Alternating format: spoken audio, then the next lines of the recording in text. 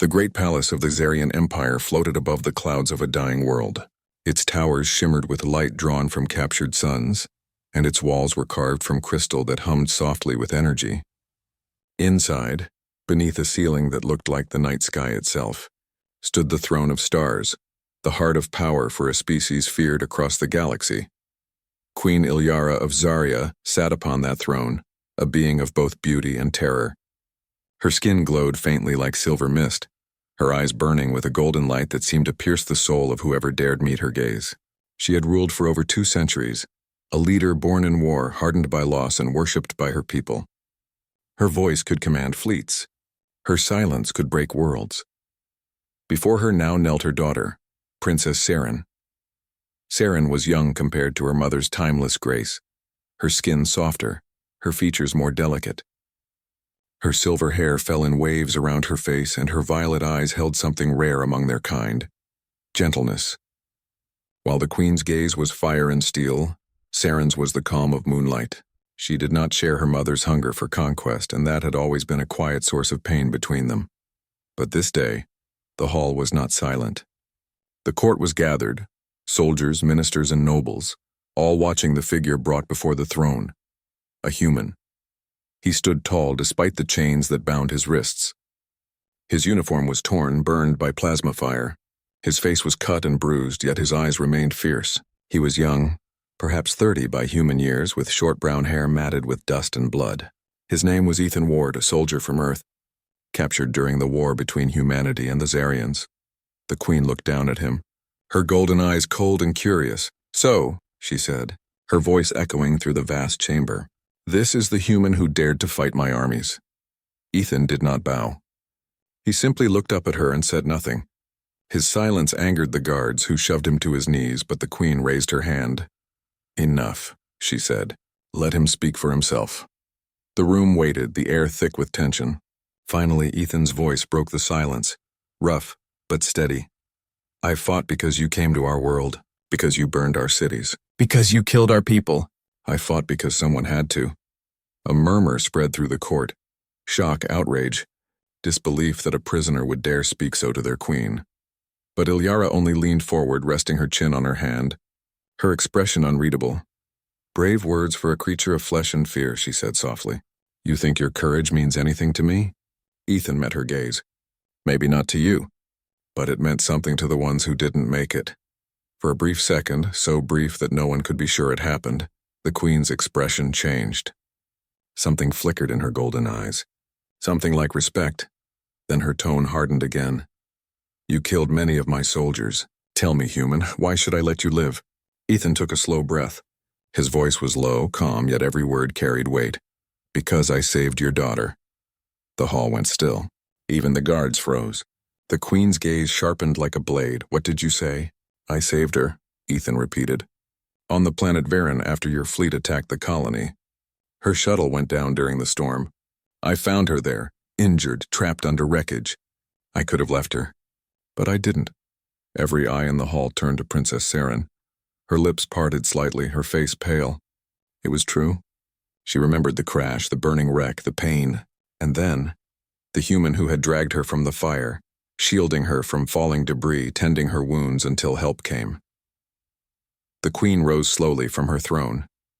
Her golden armor caught the light, making her look like a goddess forged from the sun. "You expect me to believe," she said, her voice trembling with something deeper than anger, "that a human, my enemy, saved my blood?" "I don't expect you to believe anything," Ethan said quietly. "But you can ask her." All eyes turned again to Saren. The young princess looked between her mother and the human. Her throat tightened. "It's true," she whispered. He did save me." The hall erupted with noise. The nobles gasped. The general shouted in disbelief. The queen's guards moved forward, unsure whether to strike the human down or protect him, but the queen raised her hand and silence fell once more. Her eyes stayed locked on the man before her. "You had every reason to hate us," she said softly. "Why did you help her?" Ethan hesitated, then spoke simply. "Because she was hurt, and because no one deserves to die alone."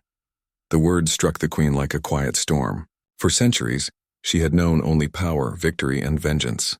But this human, fragile, broken, mortal, had shown mercy where she would have shown wrath. Strange, she whispered, almost to herself. A human with mercy, she descended from her throne and walked toward him. The sound of her boots echoed on the crystal floor. When she stopped before him, she was close enough to see the defiance and weariness in his eyes. "You interest me, human," she said. "Most of your kind die screaming. You stand here defiant, unbroken, even after defeat." Ethan gave a faint smile. "Guess we're stubborn like that." The queen studied him for a long time, her expression unreadable. Then she turned to her guards. "Unchain him. He will not be executed. Yet." The hall gasped again, but none dared question her. As the guards obeyed, the queen walked back to her throne. "You will remain within the palace under guard," she said.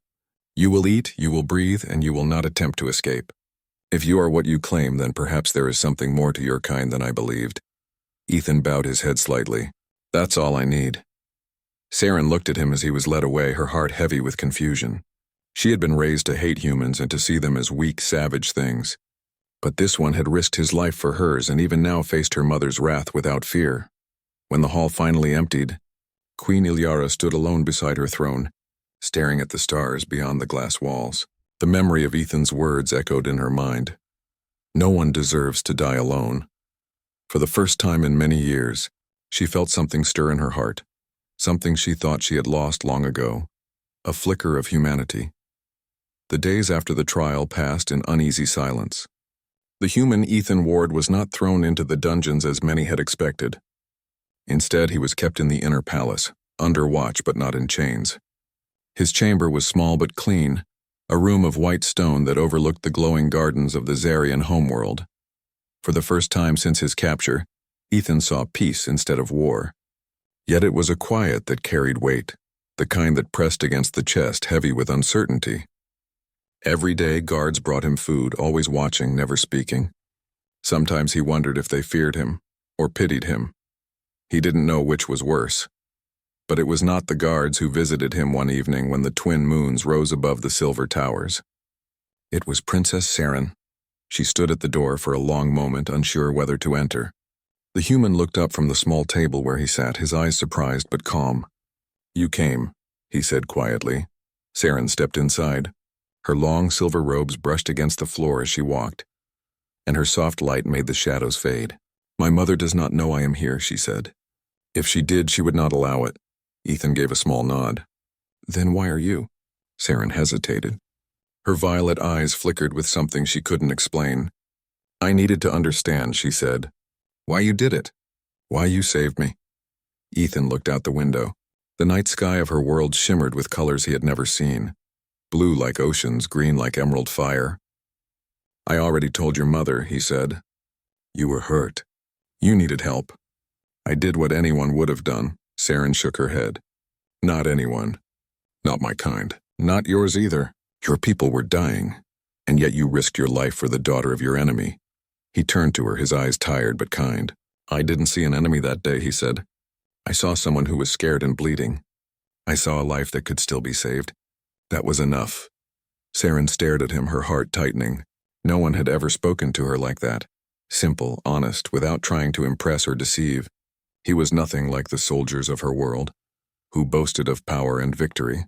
He spoke like someone who understood pain. Over the next few days, she returned again. And again. They met in the garden of glass trees, a quiet place hidden from the eyes of the court. Ethan would sit beneath the tall silver leaves, watching the light shift through them, while Saren brought him food or questions. At first, their talks were awkward. She asked about Earth, about the oceans that stretched farther than the eye could see, about rain that fell from the sky and washed the dust away. Ethan spoke softly, telling her about storms and laughter, about cities filled with life and noise, about music that made people dance even when their hearts were breaking.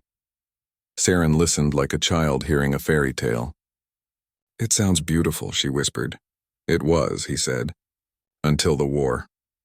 His eyes darkened, and for a moment she saw the soldier beneath the calm, the man who had lost everything. One evening, as they walked beside the crystal fountains, Saren asked, "Do you hate us, Ethan?" He thought for a moment before answering. "I used to," he said. "When I watched my friends die, when your ships turned our skies into fire. Yes, I hated you. But hate doesn't last forever. It burns out. And when it's gone, all that's left is the memory of what could have been different. Saren lowered her gaze. My people call humans violent. They say you destroy what you touch. He smiled faintly. Maybe we do, but we also rebuild. We love harder because we know how easily we can lose. That's what makes us human. For the first time, she smiled too. It was small and uncertain, but it reached her eyes. As weeks passed, the bond between them grew. Not as enemies, not as captor and prisoner, but as two souls trying to understand one another. Ethan found comfort in her company, a gentleness he hadn't known since Earth. And Saren found something she'd never felt before, trust in someone not of her kind, yet not everyone approved. The whispers began in the palace corridors. Guards spoke quietly. Servants exchanged worried looks. The queen's daughter was seen with the human too often. Rumors reached the ears of generals who despised the very thought of mercy toward their enemy. One night, as Saren left the garden, she found her mother waiting in the shadows of the hall. Where have you been?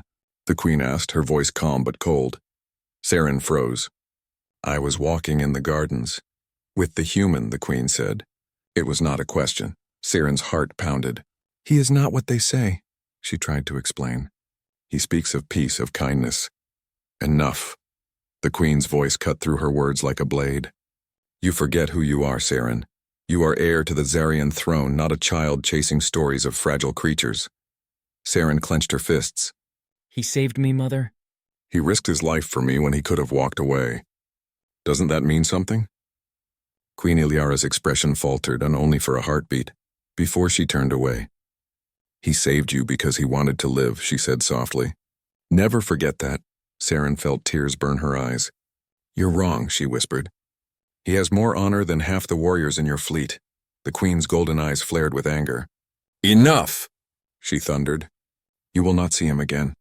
Do I make myself clear? Saren's voice trembled. Yes, Mother. She walked away, her heart heavy, her steps echoing down the cold halls. That night she couldn't sleep. She kept hearing Ethan's voice, calm, patient, human. And she realized something painful. She cared for him, not out of gratitude, not out of pity, but because something in his eyes reminded her of what her world had forgotten. Compassion. Days passed, and she obeyed her mother's command, staying away. Ethan, too, was left alone in his room, wondering what he had done wrong. The silence was harder than any chain. Then one night when rain began to fall, rare, soft rain that touched the silver roofs, the door to his room opened quietly. Saren stood there again, her robe soaked, her eyes bright with something fierce and desperate. I couldn't stay away, she said, not when you're the only one who makes me feel alive. Ethan stood slowly, his heart pounding. Saren, she took a step closer. I don't know what this is between us, she whispered, but it's real.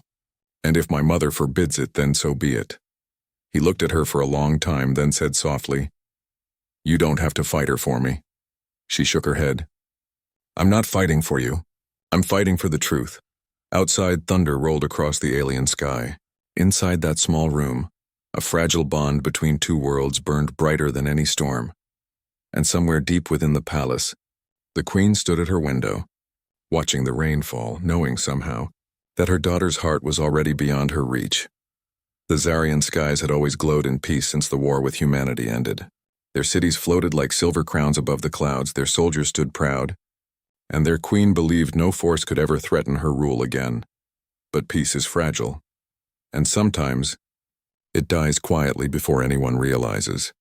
It began with a whisper from the outer colonies, ships that vanished without a trace, planets gone silent, fleets that sent distress calls, and then nothing but static. When the first images reached the Zarian capital, the queen gathered her council. On the massive star map, entire systems flickered red, consumed by something vast and dark. General Varric, her oldest war leader, bowed before her throne. Your Majesty, we've confirmed it. The Krith are advancing. Their fleets devour everything in their path. They do not conquer. They consume. The queen's golden eyes narrowed. Consume? They drain life itself, Varric said grimly. They feed on energy, ships, worlds, people. Their technology grows stronger with every life they take. No empire has ever stopped them. A cold silence filled the hall. Even the proudest Zarian officers shifted uneasily. For the first time in years, Queen Ilyara felt something she thought she had buried: fear. She rose from her throne. "Prepare the fleets. We will meet them at the border worlds." Zarya does not bow to monsters. Her voice was fierce, but deep inside, she knew this enemy was unlike any she had faced before. While the queen planned for war, Ethan sat in his quiet chamber, unaware of the storm forming beyond the stars. He spent his days in silence, thinking of the princess, remembering her words. "I'm fighting for the truth." It had been weeks since he last saw her. The guards avoided his eyes. Even the servants seemed distant. Something was wrong. He could feel it. Then one night, alarms shattered the silence. The palace shook. The silver sky outside turned red with fire. He ran to the window, and what he saw froze his blood. Alien ships filled the heavens, black and alive, moving like living shadows. They weren't Zarian vessels. Their shapes twisted, breathing in the light itself. The Krith had come. Moments later, the door burst open. 2 Zarian guards rushed in. "The Queen commands all able bodies to the defense bunkers." Ethan's instincts took over. "Where's the princess?" The guards hesitated. "She's with the Queen in the war hall." Ethan grabbed one of their plasma rifles from the rack. The guards raised their weapons instantly. "Stop!" one shouted. Ethan didn't flinch. "You can kill me if you want, but I'm not sitting here while she's in danger." They hesitated. They saw something in his eyes, that same fearless fire from the stories of the old human wars. Finally, one guard lowered his weapon. "Go. The Queen will decide your fate later." Ethan nodded and ran into the chaos. The palace was shaking, the corridors filled with smoke and blue flames. Zarian soldiers fought the invading drones, strange, black creatures that crawled like insects and cut through armor with ease. Ethan grabbed a fallen soldier's energy blade and fought his way through the hallways. Every swing burned through the alien drones, every blast cleared a path forward.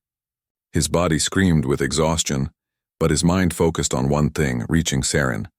When he burst into the war hall, the scene stunned him. The Queen stood at the center of the chamber, her golden armor gleaming with power, commanding her soldiers with calm precision. Beside her, Princess Saren worked the console, directing shield generators and evacuation routes. She looked terrified, but she didn't stop. When she saw him, her eyes widened in disbelief. "Ethan!" He ran to her side. "You're alive," he said, breathless. "You shouldn't be here," she said, but her voice trembled with relief. "I've heard that before," he replied with a faint smile. The Queen turned sharply. Her eyes flared when she saw him. "How did he get here?" she demanded. Ethan didn't back down. "You can argue later. Right now, your shields are failing," one of the generals shouted. "He's right! The main reactor's losing power." The Queen hesitated, then nodded. "Very well, human. If you know what to do, then do it. Prove that your courage is not just words." Ethan didn't waste a second. He moved to the reactor controls, scanning the alien interface. It was nothing like human tech, but he understood the logic: energy, flow, overload. He could fix it, but not from here. He turned to the Queen. "I need to get to the core chamber alone." "That's suicide," Saren cried. He looked at her gently. "So was saving you." For a long moment, the Queen looked at the man who had once been her enemy. In his eyes, she saw not pride, not arrogance, only duty. She stepped forward and placed her hand on his shoulder. "Go," she said, "and may the stars protect you." Ethan ran through the burning halls as the palace trembled under bombardment. The deeper he went, the darker it became. The Krith were already inside, crawling, whispering, their black armor reflecting the blue glow of the corridors. He fought through them with everything he had. The energy blade became an extension of his will. He moved like a storm, driven by something far greater than survival. When he reached the core chamber, the massive reactor pulsed wildly, unstable and close to collapse. If it went critical, the entire capital would fall. Ethan accessed the control panel. The system was alien, but energy was universal. He found the containment fields, rerouted the surge, and stabilized the power flow. His hands moved with desperate precision. The lights steadied. The shields came back online. The Queen's voice echoed through the comms. "The shields are restored. The Krith fleet is retreating." Cheers erupted across the palace, but Ethan didn't hear them. A collapsing beam struck the wall near him, pinning his leg. He cried out, trying to free himself, but the metal was too heavy. Flames spread around the chamber. Through the smoke, a shadow loomed. A Krith warrior larger than the rest, its body covered in shifting black armor. It hissed, its claws gleaming. Ethan grabbed his weapon, raised it and fired until the gun overheated. The creature fell, its body dissolving into mist. He collapsed beside it, bleeding and exhausted. The last thing he saw before his vision faded was the emergency lights flickering to green, a sign that the city was safe. He smiled weakly. Guess I'm stubborn after all. Then darkness took him. Back in the throne hall, the queen watched the battle reports. The Krith ships were pulling back into the void, their attack broken. But Saren's joy quickly turned to panic. "Where's Ethan?" she asked, her voice shaking. No one answered. Hours later, search teams found the reactor chamber. The human lay among the ruins, motionless but still breathing. His hand was burned, his uniform torn, but his pulse was steady. When they brought him before the queen, she stood silently for a long time, staring at him. Then she said softly, "Against all reason, he fought for us again." She looked at her daughter, whose eyes were filled with tears, and in that moment, the Queen of Zarya understood something she had never believed possible, that courage and honor were not born of race or blood, but of heart. The Zaryan capital world had survived the storm, but the stars still burned red. The Krith had only retreated, not vanished. From the outer colonies came more reports of entire systems falling into silence, each one devoured, stripped of life and light. The survivors spoke of swarms like black oceans and ships that screamed as they died. Queen Ilyara sat in the war hall again, her golden armor dim under the flickering lights. Around her, generals argued, voices rising in fear and pride. "They will return," shouted General Varric. "We must strike now with all fleets." "And lose everything?" Another snapped. "We don't even know where their command ships are." "The Krith have no command," said a third. "They are hunger itself." The queen listened in silence. For the first time in her reign, her empire had no answer. Her fleets were strong, her armies proud. But this new enemy didn't fight for power. It fought to feed. She looked at the map hovering above the table, black spreading through the galaxy like ink in water. Her people were running out of time. Then the doors opened. The human entered. Ethan Ward still limped from his injuries, but his eyes burned with determination. The guards hesitated, unsure whether to allow him in, but the queen raised her hand. "Let him speak." He stood before her throne, his uniform torn, his face pale from exhaustion. "Your Majesty," he said quietly, "I know how to stop them." The hall fell silent. Even the generals stopped breathing. The queen tilted her head. "Explain." Ethan pointed to the map. "The Krith aren't an army and they're a hive. They move as one, controlled by what we called a heart ship. It's the core that directs their swarm. Destroy that and they lose coordination. Without it, they turn on each other." The queen frowned. "And how do you know this?" Ethan's voice was steady. "Because we fought them once before. On the Rim colonies. My unit was wiped out trying to reach that heart ship. I'm the only one who made it back." Her eyes softened just slightly. "And you believe you can succeed now where your own army failed?" "I don't believe," he said. "I know." His tone wasn't pride, and it was resolve born of loss and memory. The queen studied him for a long moment. Around them, the court began to whisper again. Human arrogance, human desperation. But then the princess spoke. Saren stepped forward, her violet eyes bright with defiance. "Mother, we should let him try." "He saved me. He saved our city. What more proof do you need?" The queen's gaze shifted to her daughter, and for a heartbeat, emotion flickered behind her stern mask. Then she looked back at Ethan. "You are a soldier of Earth," she said. "Not of Zarya. Why do you still fight for us?" Ethan met her gaze. "Because if the Krith win, there'll be nothing left. Not humans, not Zaryans, nothing. I've seen what they do, and I won't watch it happen again." Silence followed. Then the queen stood, her golden armor shining faintly in the dim light. "Very well," she said. "You will have one ship, a stealth cruiser and a small strike team. If you reach their heart ship and destroy it, you will have saved not only my world, but the galaxy itself." Ethan nodded. "I'll need your best pilots, not your most loyal ones. I need people who can think like soldiers, not machines." The queen smiled faintly, though her eyes were sad. "You are bold, human. Perhaps that is why my daughter sees something in you that I cannot." Saren's cheeks flushed, but she said nothing. The following days were a blur of preparation. The Zarian engineers modified a small stealth vessel, sleek, dark, and fast. Ethan trained the strike team personally. Most of them distrusted him, some hated him, but they obeyed because the Queen had commanded it. On the night before departure, the palace was quiet. The stars outside were pale and cold. Ethan stood alone in the garden of glass trees in the same place where he had first spoken with Saren. The wind carried the faint hum of the palace shields. He heard footsteps. Behind him, Saren approached, her silver cloak flowing behind her. "You're leaving," she said softly. He nodded. "Someone has to finish what we started."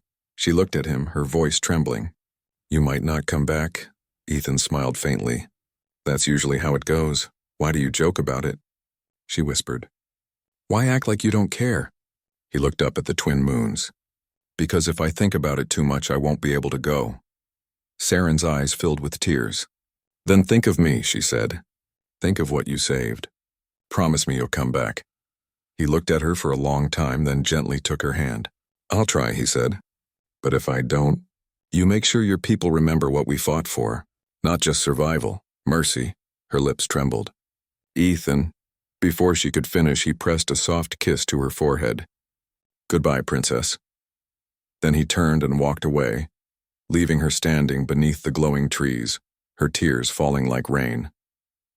The stealth ship, named Valor's Edge, left the Zarian world before dawn. From the command bridge, Ethan watched the planet shrink into a distant blue light. Around him, the strike team moved silently, their armor gleaming. "Heartship coordinates locked," said the pilot, entering dark space. The stars vanished as they slipped into stealth mode. For hours, there was only silence and the soft hum of the engines. Ethan sat alone at the front of the ship, staring into the void. He thought of Earth, of his lost friends, of Saren's eyes filled with hope and fear. He whispered to himself, "This time, it ends." The ship dropped out of stealth near the edge of a dying star system. Before them floated the Krith Heartship, a monstrous vessel larger than a moon covered in moving black armor. It pulsed like a living creature feeding on the light of the nearby sun. "By the stars," one of the Zarians breathed. "It's alive," Ethan's voice was calm. "Then let's kill it." They launched their dropships into the void, heading toward the surface of the Heartship. The mission was simple. Plant plasma charges near the core and detonate them manually if necessary. As they entered the alien ship, the corridors pulsed with sickly green light. The air smelled like burning metal and death. The Krith were everywhere, crawling along the walls, whispering in voices that were not words. The team fought their way through, losing soldiers with every step. Ethan led from the front, his rifle burning, his armor scorched. Every time one of his soldiers fell, he pushed harder. He wasn't fighting for Earth anymore. He was fighting for both their worlds. At last, they reached the core. It glowed like a black sun, surrounded by writhing tendrils of energy. Ethan set the charges, his hands shaking. The countdown began. Extraction in 5 minutes. Someone shouted, "Go!" Ethan ordered. "Get back to the ship." "What about you?" "I'll stay and make sure it goes off." They hesitated, but he glared at them. "That's an order." The team fled. Ethan stood alone before the core, staring at the heart of the beast. He took a deep breath and activated the detonator. The explosion that followed lit up the void, brighter than any sunrise. From her throne, Queen Ilyara watched the sky screens as the Krith fleets shattered and fell silent. The swarm collapsed, lifeless and still. Her people cheered. Her generals shouted in triumph, but the Queen's heart was heavy, because Ethan's ship never returned. The galaxy was silent again.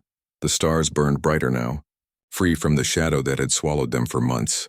The Krith swarm, the nightmare that had consumed whole worlds, was gone. Their ships drifted like dust, lifeless and broken. Across the Zarian Empire, people celebrated. Fireworks lit the skies of 100 worlds. Songs of victory echoed through cities that had nearly been ashes. Statues were already being built, not of kings or generals, but of the human who had saved them all. But in the royal palace, there was no celebration, only silence. Queen Ilyara stood alone in the great observatory, her golden armor reflecting the dim starlight. The floor beneath her was a mirror of crystal, and every reflection seemed to whisper a name she could not forget. Ethan. He had not returned. Every ship sent to search the wreckage found nothing. Only debris and the echo of the explosion that had saved the stars. The Heart ship had been destroyed completely.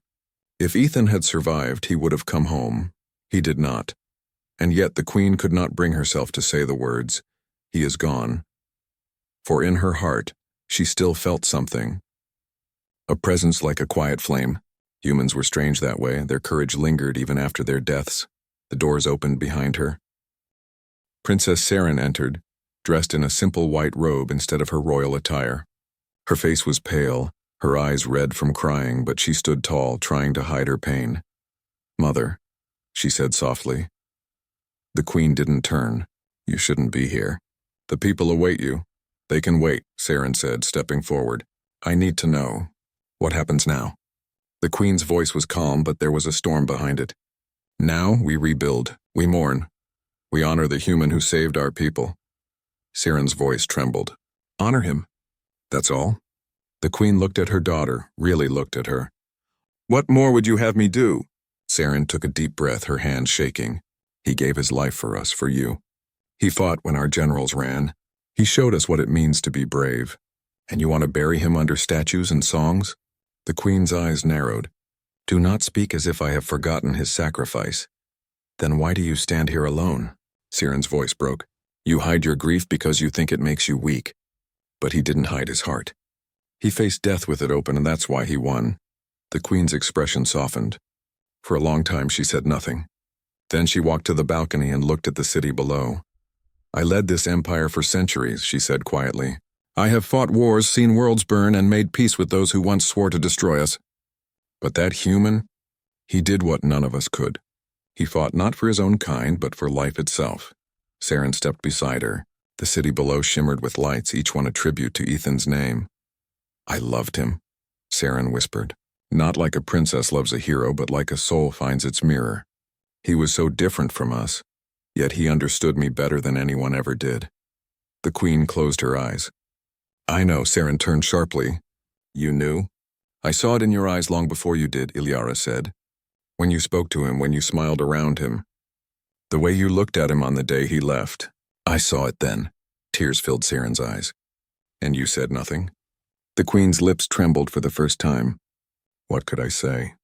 That the daughter of a queen cannot love a dying soldier? That the future ruler of an empire cannot hold the hand of a human who walks into death?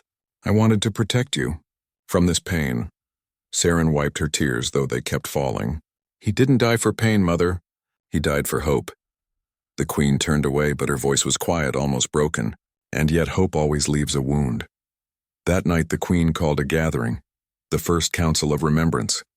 The entire city gathered before the palace, millions of Zarians standing in silence beneath the twin moons. In the center stood a monument, tall and simple, a piece of alien steel fused with human metal, shaped into a sword planted in the ground. It bore only 2 words etched in both languages, "Our warrior." The Queen walked forward slowly, her steps echoing through the silence. The crowd bowed. Even the wind stopped. She faced the monument, and for the first time in her long life, her voice broke as she spoke. "This galaxy owes its peace not to a king or a fleet, but to one man," she said. "A man born of a world once forgotten by the stars. He had nothing left, no army, no orders, no home. Yet he stood between death and all that lives. He fought not for conquest, but for compassion." She paused, her eyes glistening. "When I first met him, I thought him reckless, a creature of chaos. But I was wrong. He was what we were meant to be, brave, kind, unyielding." The Queen raised her hand, pointing to the stars. "From this day onward, he is no longer an outsider. He is one of us, my warrior and the protector of Zaria." The crowd bowed again, this time not in duty, but in love. And for the first time in history, an alien queen shed tears for a human. After the ceremony, the Queen and Saren stood before the monument alone. The crowd had gone, the night was quiet again. The stars above were clear, and one star, brighter than the rest, shimmered near the horizon. Saren stared at it, her voice a whisper. "It's him. I know it is." The Queen placed a hand on her shoulder. "Perhaps it is." They stood there in silence, 2 figures, mother and daughter, bound by grief and pride. Finally, Saren spoke. He changed us, didn't he? The Queen smiled faintly. Yes. He reminded us what we had forgotten, that true strength is not power or blood. It is sacrifice. The wind stirred, carrying the faint sound of something, a whisper, a voice like distant thunder. It was almost like someone was saying, "I'm still standing."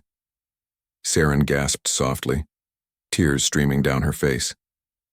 Did you hear that? The Queen looked up at the sky and whispered back. Rest well, my warrior. The stars above burned brighter, as if the universe itself had bowed its head in respect. And though Ethan Ward was gone, his spirit lingered, not in the dust of battle, but in every life he had saved, every heart he had touched. He was not just a soldier anymore. He was their hope. He was the Queen's warrior. The war had ended, but the wounds of it still lingered. Months passed since the destruction of the Krith swarm. The stars that once trembled in fear now shimmered peacefully, yet peace could not heal every heart. The Queen ruled with renewed strength, her people rebuilding, her fleets watching the horizon. But within the palace walls, silence still haunted one soul more than any other. Princess Saren no longer smiled as she once did. She fulfilled her duties, greeted her people, studied the old laws, but her heart was lost in the shadows of memory. Every night she stood at the same balcony where Ethan Ward had once promised her hope. She would whisper into the wind, "You said you'd try to come back." And then she would close her eyes, pretending she could still feel him standing beside her, that quiet strength, that human warmth. But each morning when the suns rose, she was still alone. One evening, Saren wandered into the Queen's private chamber. Her mother was sitting by a low table surrounded by glowing crystals, reports, maps, transmissions. The Queen looked older somehow, not in her face, but in her eyes. "Mother," Saren said softly, "do you ever—" "Hear him?" The Queen's hand paused above a hologram. "Hear him?" Saren nodded slowly. "In the wind, in the stars.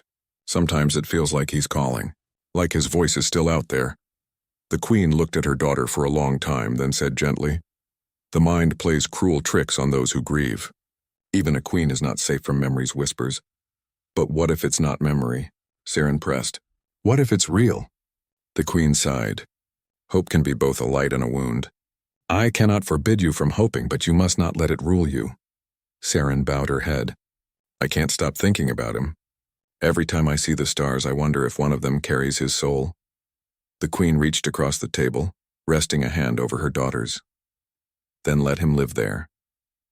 Let your love become his sky." Saren nodded, but her heart whispered something different, a quiet voice that refused to accept death without proof. Weeks later, a new report arrived from the edge of the known. Systems, a region once swallowed by the Krith.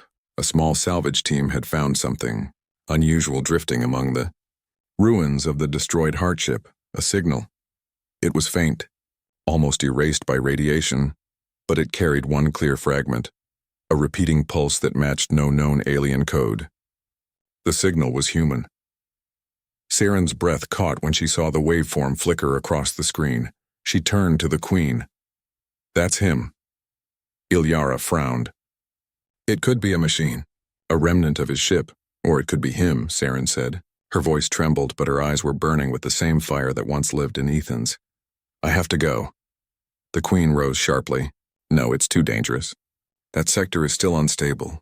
Debris fields, black holes, radiation storms. You will not risk your life chasing ghosts."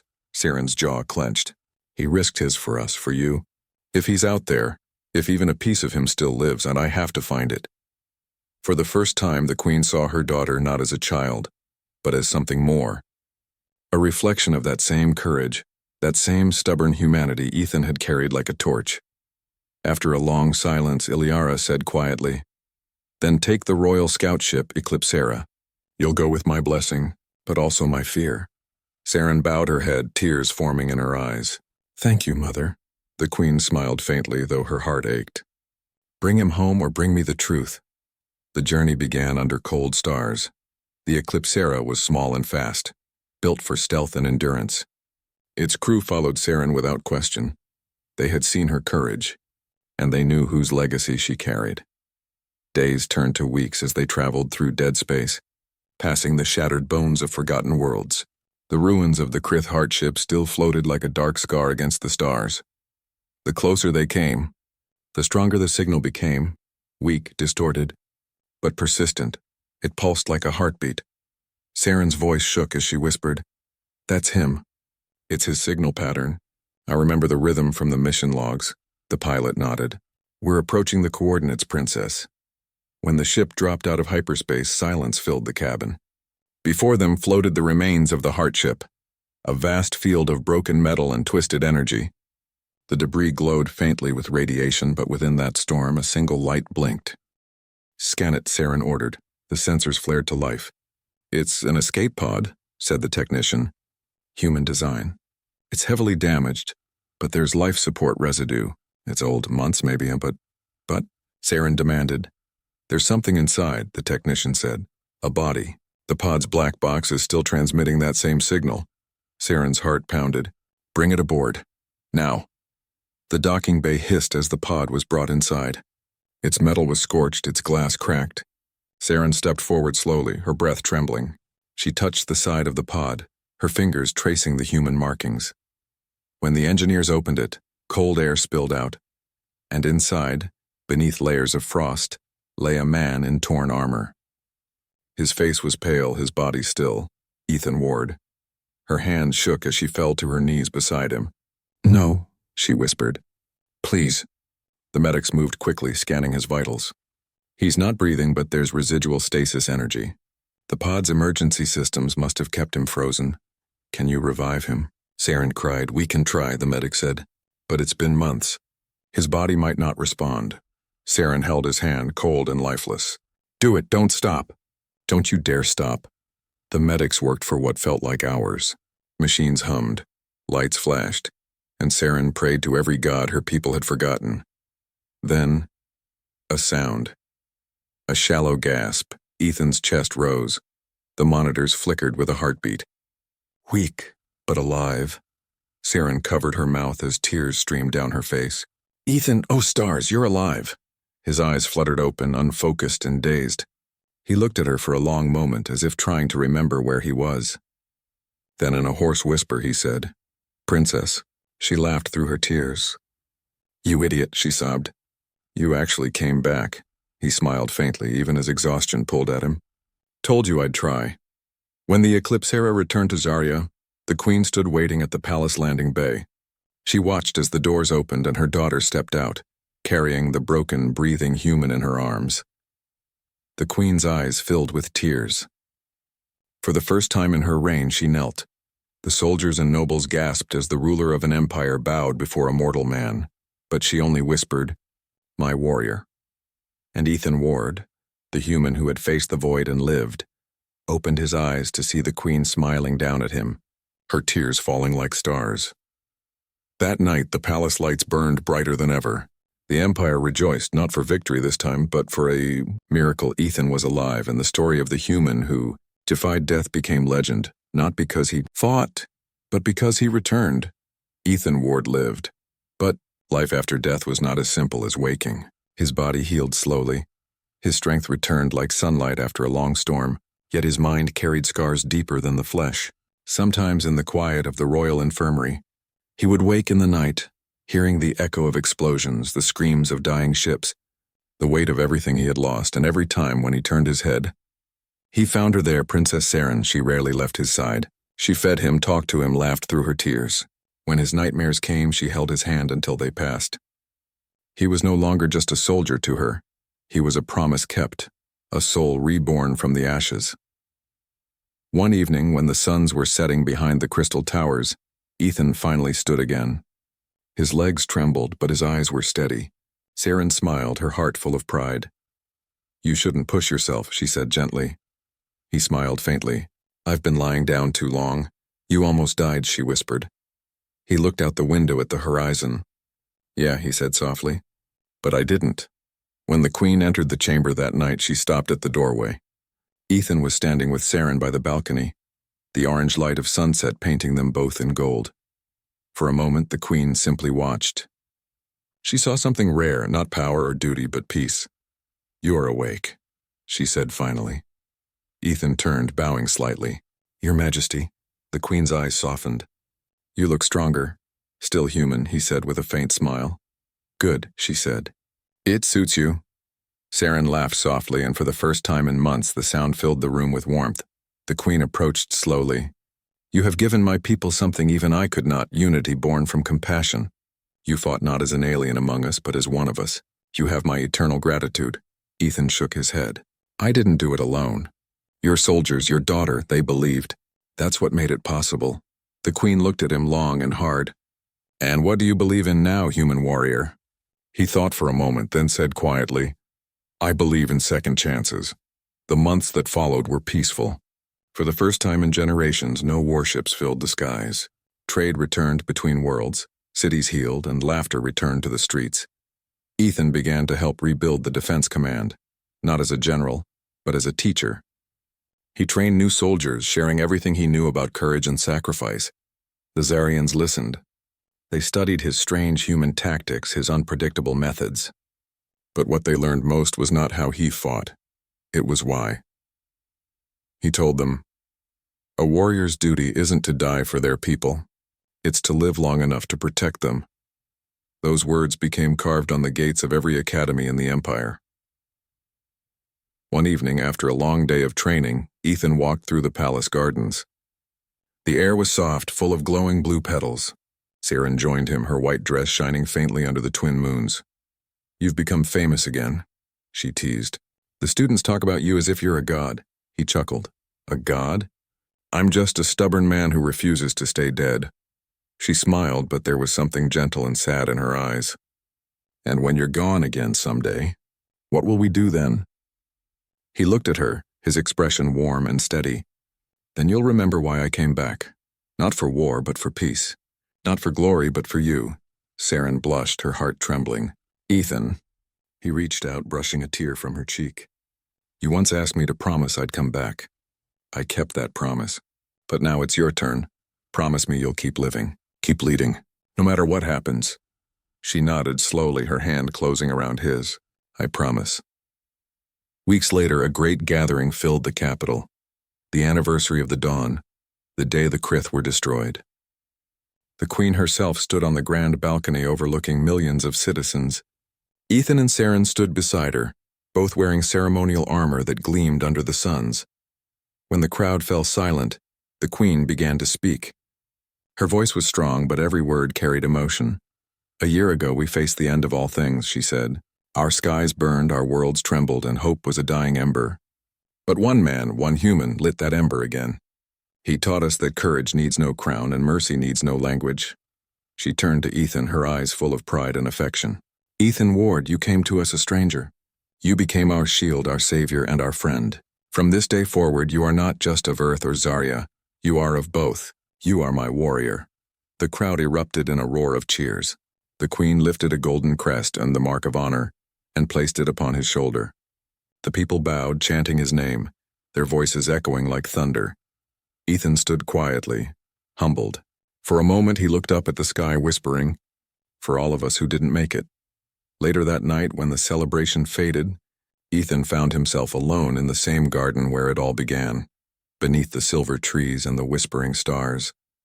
Saren approached quietly. You should be resting, she said softly. He smiled. I just wanted to say goodbye to the quiet before the noise starts again. She tilted her head. You're leaving? He nodded slowly. The outer colonies need help. They're rebuilding. I can teach them, guide them. The galaxy still needs work. Saren's eyes filled with tears. You can't stay? Ethan took her hands in his. If I stay, I'll become a symbol.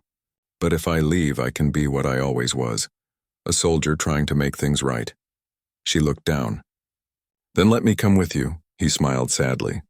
You belong here. You're your mother's light now. And this empire needs that more than it needs me. A single tear rolled down her cheek. You'll come back again, won't you? He brushed her hair back gently. I always do. Then leaning forward, he pressed a soft kiss to her forehead, the same way he had before leaving for the heart ship. She closed her eyes, holding the moment like a heartbeat. At dawn, The queen watched from her balcony as a small ship lifted into the pale sky. Beside her stood Saren, silent but strong.